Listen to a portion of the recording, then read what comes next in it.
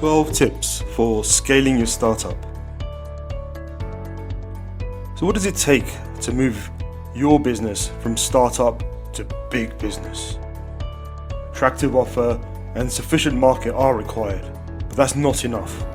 And if you want to really be unstoppable, the organization must be optimized for growth and the company needs to be scalable. Unfortunately, many startups fail to get through the first few months and years. They fall short of funding, wrong strategy, small team, poor timing, to just name a few reasons. Fortunately, at the same time, there are plenty of startups that go so far that they want to scale up their business. If you are one of those who has a startup with growth potential, your business must be prepared to scale up. Scaling up your startup is different from the startup phase. The first steps are about developing your business plan, finding the right customers, financing the startup, and so on.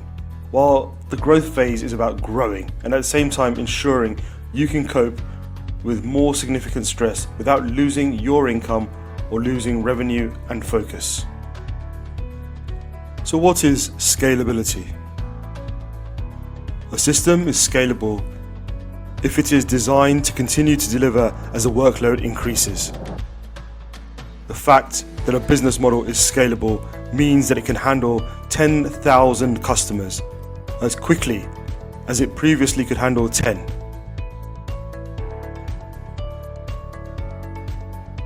In a more technical sense, scalability stands for a particular property of a business idea or a business model. The crucial question is whether sales can be significantly increased in the respective business model without the need for significant investments, apart from the start investments, of course. So scalability is impressive because in this way, margin can be increased with increasing sales, because little or no capital is required for business growth with existing scalability. Depreciation is also kept within limits. These factors have a correspondingly positive impact on company profits. Typically, business models that have no physical capacity limits are more scalable, for example, than for production plants. Ask yourself if your business is really scalable. The very first thing you should examine is your business really scalable? Even though you may have an exceptional product that satisfies the requirements of existing customers, is there enough of a market for the final product to require scalability? And be honest with yourself as you examine what you provide, and can you upgrade your company with it? Unanticipated scaling is the apparent reason for failure in many businesses. After a lot of work and inventive ideas, the last thing you want is to grow too swiftly. If you would need a large number of resources, you shouldn't update your business quickly. Identify your core.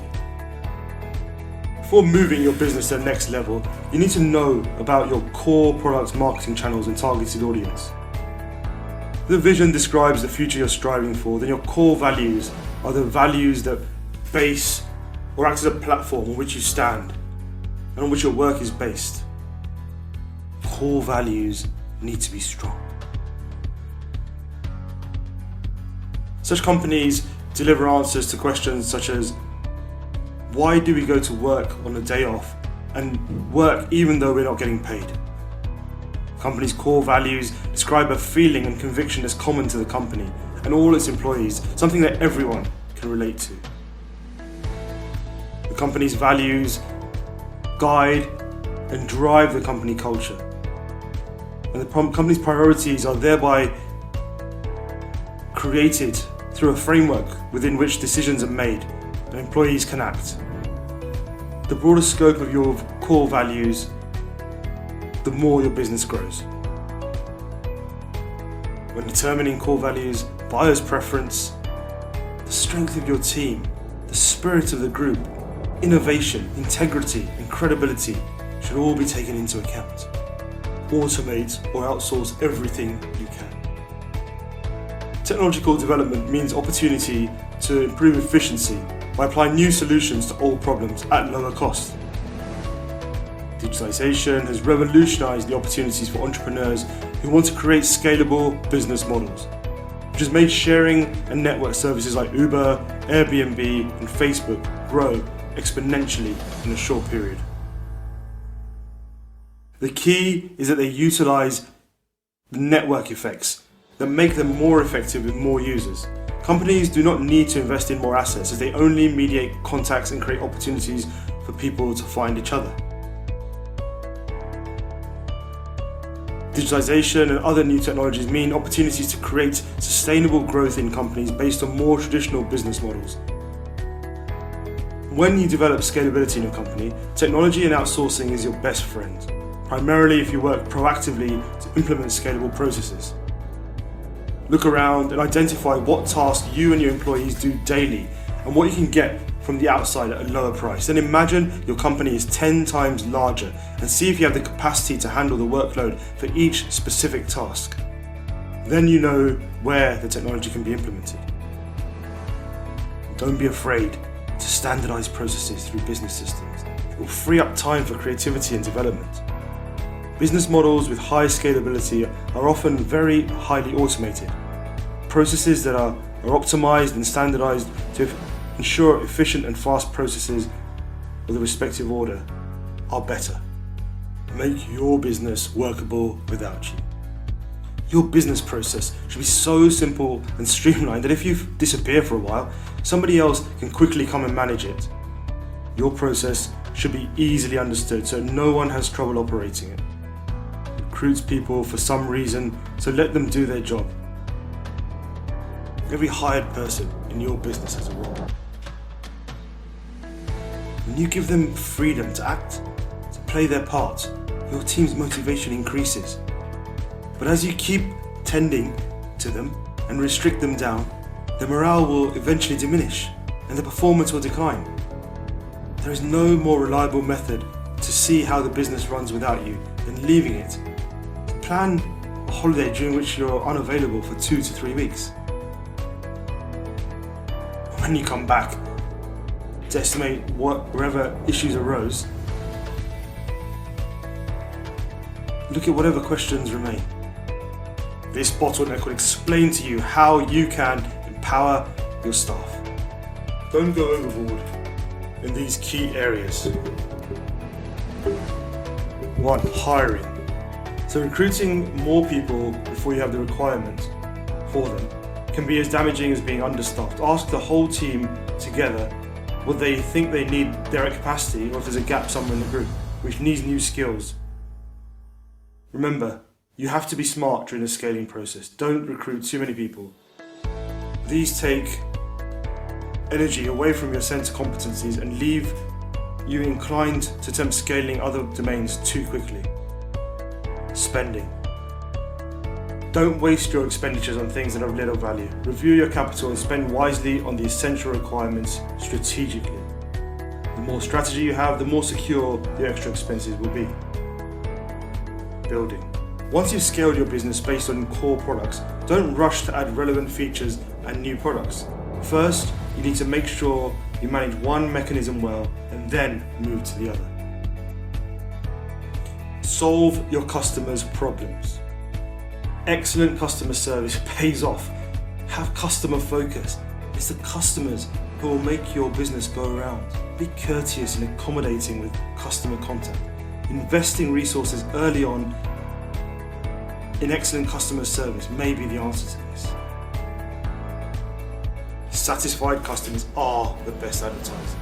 Do not rush too quickly, but test properly and carry on marketing only when you know that everything works, from the web system and payment solution all the way through to delivery security and returns.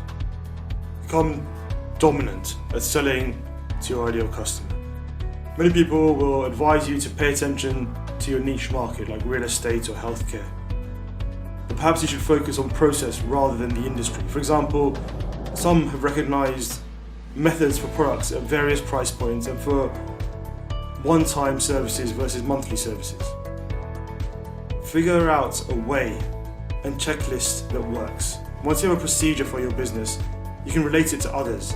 Then you can upgrade because your team is performing the same actions repeatedly so they can become an expert. Think of it not only as a job to handle returns, but as an opportunity for additional sales, feedback, and to give customers good buying advice. Ask customers things all the time. Why are they buying from you? Why these products? If scalability is high, it makes sense to focus mainly on sales and marketing. Since there are no capacity limits, the goal should be to sell the goods and services offered as quickly and rapidly as possible. Surround yourself with others who have already done it. As the saying goes, every person is the sum of the 5 people they spend the most time with. Most of the time, you can't choose your colleagues at work, but you can do it in your free time. Those who spend their time with permanent complainers need not be surprised if energy leaves them. On the other hand, those who surround themselves with people who inspire them, who see life positively, and are curious about new experiences, will gain momentum from these encounters for new goals and develop fresh ideas. Surround yourselves with others who have already made it. They should have already been there, made errors, paid the price, and can teach you how to avoid such errors. Create an irresistible company culture. One aspect that is likely to deteriorate as numbers improve is corporate culture. New employees must understand the vision for them to become independent and move in the right direction without any resistance. An example of a success story that went wrong when the culture slipped is Starbucks. Cafe chain originated from a small, cozy cafe in Seattle. Cafe had a unique feeling that was initially managed to be conveyed as a concept spread throughout the world, but after a while, when there was a Starbucks on every street corner shopping mall, they got into cultural trouble. The feeling disappeared when the culture was slowly revolving around improving results and not the quality of experience. Those who worked there did not strive to convey Starbucks' unique experience, and Howard Schultz talked about a dilution of Starbucks, which was about to cost the company everything. Master traffic and sales. Select the top marketing strategies through which you can promote your business to get traffic and achieve your goals successfully. Set goals, create your plan, and decide your traffic sources and launch your marketing strategies. With this technique, you'll be able to catch more traffic, which will eventually upsurge your sales. To achieve all sales and traffic objectives, you need to be a master at the following 5 pillars: SEO, social networks, content marketing, pay-per-click and advertising, and email marketing. We recommend you study and practice perhaps all of these techniques, but do not obsess or believe there's only one way to master traffic and sales. Identify your focus. You can't do 2 things at the same time. Well, it's almost impossible to motivate yourself to work on one thing when there's another that's also requiring attention, especially if one is perhaps a bit easier yielding and the other is mostly uphill. To get rid of this confusion, you have to identify your focus. It takes longer than you think to succeed, and you have to be 100% committed, especially at the beginning. It's not enough to spend a few hours a week in addition to another job. Sometimes it becomes all or nothing that matters if you want to succeed. Think big. Your vision should be big enough to give your team an excitement in accomplishing your business objectives. Visions create energy and stimulation. It gives you a goal to fight against when things are slow. Prepare how to solve various scenarios that may occur along the way.